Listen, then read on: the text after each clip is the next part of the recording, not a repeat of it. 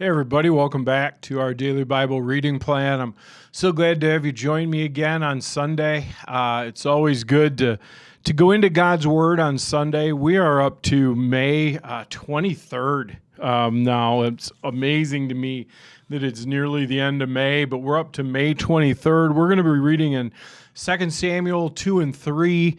We're going to be in John chapter 13. We're going to be in Psalm 119. We're going to start the longest single chapter of the Bible, Psalm 119. We're going to be in Proverbs 15 still, verses 29 and 30. So let's start 2 Samuel chapter 2. We are in verse 15 to start with. So 12 men were chosen to fight from each side, 12 men of Benjamin representing Ishabeth, son of Saul, and 12 representing David. Each one grabbed his opponent by the hair, and one grabbed his opponent by the hair and thrust his sword into the other's side so that all of them died. So this place at Gibeon has been known ever since as the field of swords. A fierce battle followed that day, and Abner and the men of Israel were defeated by the forces of David. Joab, Abishai, and Ashel, the three sons of Zeruiah, were among David's forces that day. Asahel could run like a gazelle as he began chasing Abner. He pursued him relentlessly, not stopping for anything. When Abner looked back and saw him coming, he called out, "Is that you, Asahel?" "Yes, it is," he replied. "Go fight someone else," Abner warned. "Take on one of the younger men and strip him of his weapons." But Asahel kept right on chasing Abner. Again, Abner shouted to him, "Get away from here. I don't want to kill you. How could I ever face your brother Joab again?" But Asahel refused to turn back, so Abner thrust the butt end of his spear right through Asahel's stomach, and the spear came out through his back. He stumbled to the ground and died there, and everyone who came by that spot stopped and stood still when they saw Asahel lying there. When Joab and Abishai found out what had happened, they set out after Abner. The sun was just going down as they arrived at the hill of Ammah near Giah along the road of the wilderness of Gibeon. Abner's troops from the tribe of Benjamin regrouped there at the top of the hill to take a stand. Abner shouted down to Joab, "Must we always be killing each other? Don't you realize that bitterness is the only result? When will you call off your men from chasing their Israelite brothers?" And then Joab said, "God only knows what would have happened if you hadn't spoken, for we would have chased you all night if necessary." So Joab blew the ram's horn, and the men stopped chasing the troops of Israel. All that night, Abner and his men retreated through the Jordan Valley. They crossed the Jordan River, traveling all through the morning, and didn't stop until they arrived at Mahanaim. Meanwhile, Joab and his men also returned home. When Joab counted his casualties, he discovered only 19 men were missing in addition to Asahel, but 360 of Abner's men had been killed, all from the tribe of Benjamin. Joab and his men took Asahel's body back to Bethlehem and buried him there in his father's tomb. Then they traveled all night and reached Hebron at daybreak. That was the beginning of a long war between those who were loyal to Saul and those loyal to David. As time passed, David became stronger and stronger, while Saul's dynasty became weaker and weaker. These are the sons who were born to David in Hebron. The oldest was Ammon, whose mother was Ahinoam from Jezreel. The second was Daniel, whose mother was Abigail, the widow of Nabal from Carmel. The third was Absalom, whose mother was Maacah, and the daughter of Talmai, king of Geshur. The fourth was Adonijah, whose mother was Haggith. The fifth was Shephatiah, whose mother was Abitil. The sixth was Ithream, whose mother was Eglah, David's wife. These sons were all born to David in Hebron. As the war between the house of Saul and the house of David went on, Abner became a powerful leader among those loyal to Saul. One day, Ishbosheth, Saul's son, accused Abner of sleeping with one of his father's concubines, a woman named Rizpah, the daughter of Ahiah. Abner was furious. Am I some Judean dog to be kicked around like this? He shouted. After all I've done for your father, Saul, and his family and friends by not handing you over to David, is this my reward that you find fault with me about this woman? May God strike me and even kill me if I don't do everything I can to help David get what the Lord has promised him. I'm going to take Saul's kingdom and give it to David. I will establish the throne of David over Israel as well as Judah, all the way from Dan in the north to Beersheba in the south. Ishabeth didn't dare say another word because he was afraid of what Abner might do. Then Abner sent messengers of David, saying, "Doesn't the entire land belong to you? Make a solemn pact with me, and I will help turn over all Israel to you." "All right," David replied, "but I will not negotiate with you unless you bring back my wife Michal, Saul's daughter, and when you come." David then sent this message to Ishabeth, Saul's son: "Give back my wife," I wonder if it's Michal, "for I bought her with the lives of 100 Philistines. So Ishabeth took Michal away from her husband Palti, son of Laish. Palti followed behind her as far as Baharium, weeping as he went, and then Abner said, "Go back home." So Palti returned. Meanwhile, Abner had consulted with the elders of Israel. "For some time now," he told them, "you've wanted to make David your king. Now is the time. For the Lord has said, I've chosen David to save my people Israel from the hands of the Philistines and from all their other enemies." Abner also spoke with the men of Benjamin, but then he went to Hebron to tell David that all the people of Israel and Benjamin had agreed to support him. When Abner and 20 of his men came to Hebron, David entertained them with a great feast. And then Abner said to David, "Let me go and call an assembly of all of Israel to support my lord the king. They will make a covenant with you to make you their king, and you will rule over everything your heart desires." So David sent Abner safely on his way. But just after David had sent Abner away in safety, Joab and some of David's troops returned from a raid, bringing much plunder with them. When Joab arrived, he was told that Abner had just been there visiting the king and had been sent away in safety. Joab rushed to the king and demanded, "What have you done? What do you mean by letting Abner get away? You know perfectly well he came to spy on you and find out everything you're doing." Joab then left David and sent messengers to catch up with Abner, asking him to return. They found him at the well of Sirah and brought him back, though David knew nothing about it. When Abner arrived back at Hebron, Joab took him aside at the gateway as if to speak to him privately. But then he stabbed Abner in the stomach and killed him in revenge for killing his brother Asahel. When David heard about it, he declared a vow. "I vow to the Lord that I and my kingdom are forever innocent of this crime against Abner the son of Ner. Joab and his family are the guilty ones. May the family of Joab be cursed in every generation with a man who has open sores or leprosy, or who walks on crutches, or dies by the sword, or begs for food." So Joab and his brother Abishai killed Abner because Abner had killed their brother Asahel at the battle of Gibeon. Then David said to Joab and all those who were with him, "Tear your clothes and put on burlap, mourn for Abner." And King David himself walked behind the procession to the grave.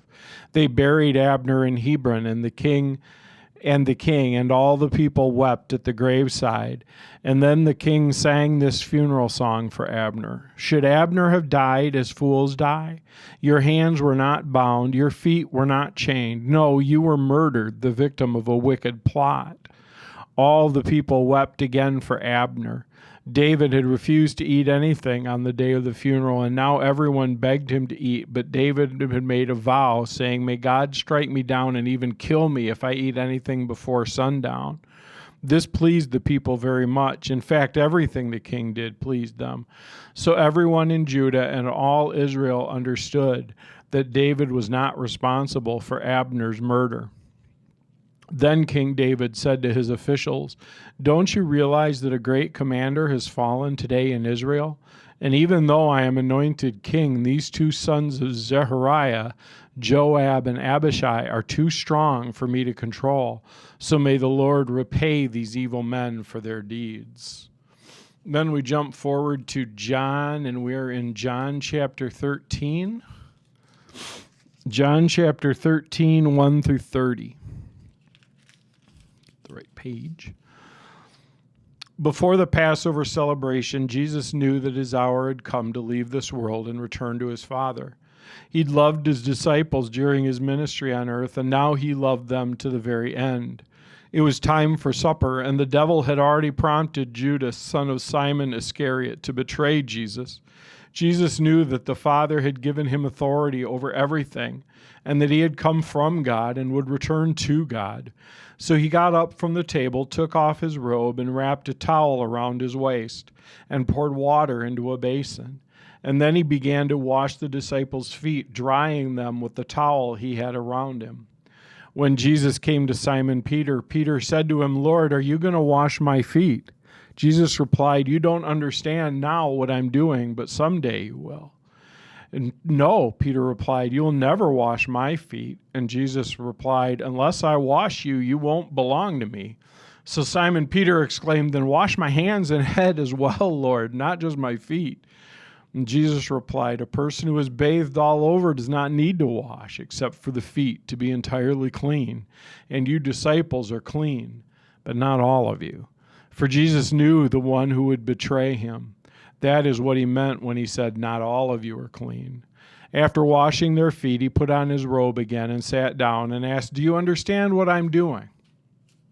You call me teacher and Lord, and you're right, because that's what I am. And since I, your Lord and teacher, have washed your feet, you ought to wash each other's feet also. I've given you an example to follow. Do as I have done for you. I tell you the truth, slaves are not greater than their master, nor is the messenger more important than the one who sends the message. Now that you know these things, God will bless you for doing them. I'm not saying these things to all of you. I know the ones I've chosen. But this fulfills the scripture that says, 'The one who eats my food has turned against me.' I tell you this beforehand, so that when it happens, you will believe that I am the Messiah.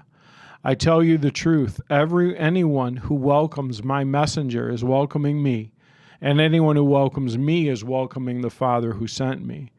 Now Jesus was deeply troubled, and he exclaimed, "I tell you the truth, one of you will betray me." The disciples looked at each other, wondering who he could mean. The disciple Jesus loved was sitting next to Jesus at the table. Simon Peter motioned him to ask, who's he talking about? So the disciple leaned over to Jesus and said, "Lord, who is it?" And Jesus responded, "It's the one to whom I give the bread I dip in the bowl." And when he dipped it, he gave it to Judas, the son of Simon Iscariot. When Judas had eaten the bread, Satan entered him, and then Jesus told him, "Hurry and do what you're going to do." None of the others at the table knew what Jesus meant. And since Judas was their treasurer, some thought Jesus was telling him to go and pay for the food or to give some money to the poor. So Judas left at once, going out into the night. Then we go back to Psalm 119, the longest single chapter in the Bible. We're going to read Psalm 119, the first 16 verses. Joyful are people of integrity who follow the instructions of the Lord.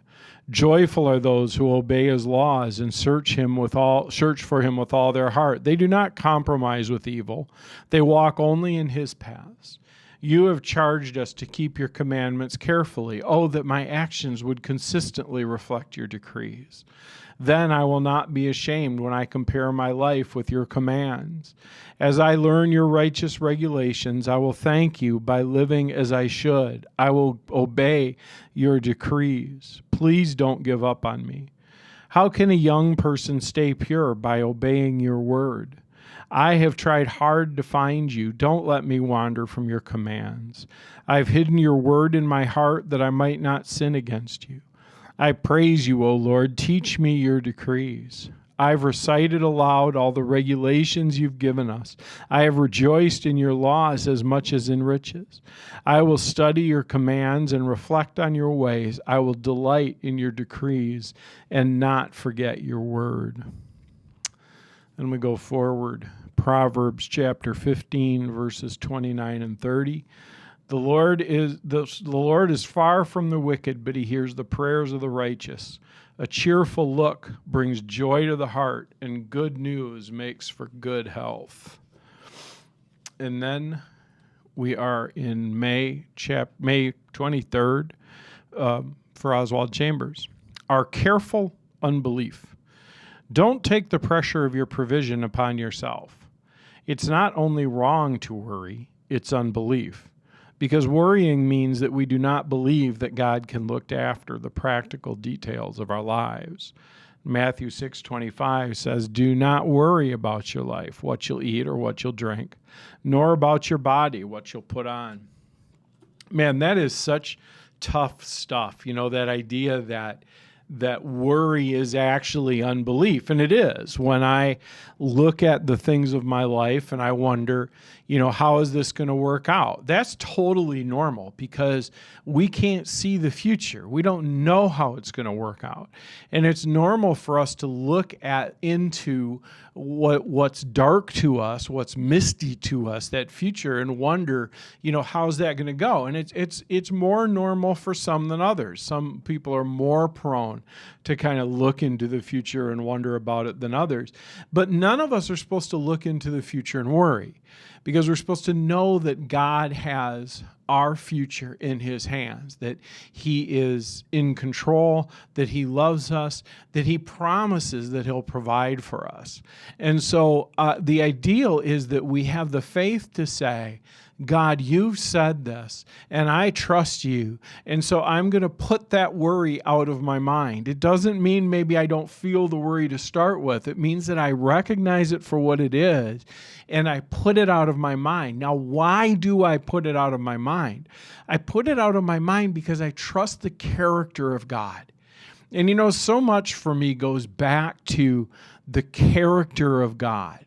In Matthew there, it says, don't worry about your life, what you'll drink. And it goes on and it says, for people who don't believe, worry about these things. And it says, but your Father knows you need them. And it anchors that lack of worry. It anchors that faith, that calm sense of rest in the nature of who God is, that he's present, that he's powerful, that he provides.